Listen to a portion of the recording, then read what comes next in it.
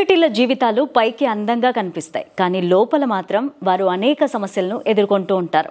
సౌత్తో పోలిస్తే నార్త్లో హీరోయిన్స్కు, క్యారెక్టర్ ఆర్టిస్టులకు లైంగిక వేధింపులు ఎక్కువే. కొందరు సినిమాల పరంగా సమస్యలు ఎదుర్కొంటుంటే మరికొందరు వ్యక్తిగత జీవితాల్లో సమస్యలను ఫేస్ చేసేవారు ఉన్నారు. అయితే ఒకప్పుడు ఇలాంటి విషయాలను బయటకు చెప్పేవారు కాదు, కానీ ఇప్పుడు బహిరంగంగానే చెప్పేస్తున్నారు.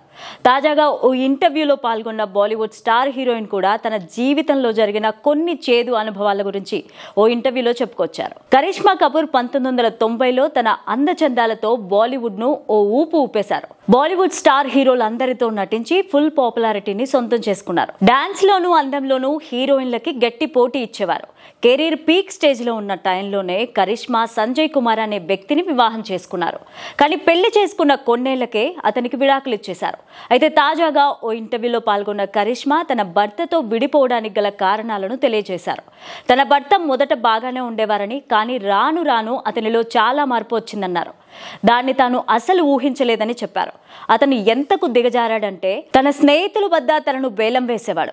ఎవరైతే ఎక్కువ డబ్బులు ఇస్తారో వారితో తనను ఆ రోజు రాత్రి గడపాలని బలవంతం చేసేవారని అన్నారు. ఇలాంటి పనులు చేసి తనను హింసించేవాడని, వాటిని భరించలేక అతని నుండి విడాకులు తీసుకున్నారంటూ చెప్పుకొచ్చారు కరిష్మా.